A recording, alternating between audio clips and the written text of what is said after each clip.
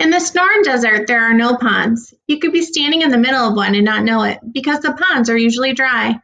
Nor would you know that inches below your feet, frogs are sleeping, their heartbeats down to once or twice per minute. They lie dormant and waiting, these mud frogs, for without water their lives are incomplete. They are not fully themselves. For many months they sleep like this within the earth, and then the rain comes, and 100 pairs of eyes pop out of the mud, and at night 100 voices call across the moonlit water. It was wonderful to see, wonderful to be in the middle of, we mud frogs awakening all around. We were awash in tiny attentions, small gestures, words, empathies thought to be extinct came to life. For years the strangers among us had passed solemnly in the hallways. Now we looked, we nodded, we smiled. If someone got an A, others celebrated too. If someone sprained an ankle, others felt the pain. We discovered the color of each other's eyes. It was a rebellion she led, a rebellion for rather than against, for ourselves, for the dormant mud frogs we had been for so long. Kids whose voices had never been heard before spoke up in class. Letters to the editor filled a whole page of the school newspaper's December edition. For more than 100 students tried out for the spring review. One kid started a camera club. Another wore hush puppies instead of sneakers.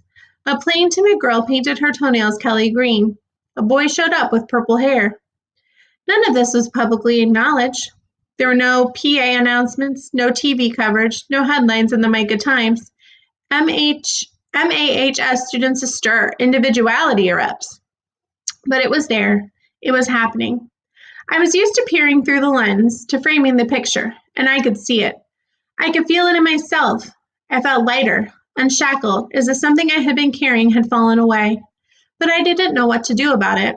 There was no direction to take my liberation. I had no urge to color my hair or trash my sneakers. So I just enjoyed the feeling and watched the once amorphous student body separate itself into hundreds of individuals. The pronoun we itself seemed to crack and drift apart in pieces.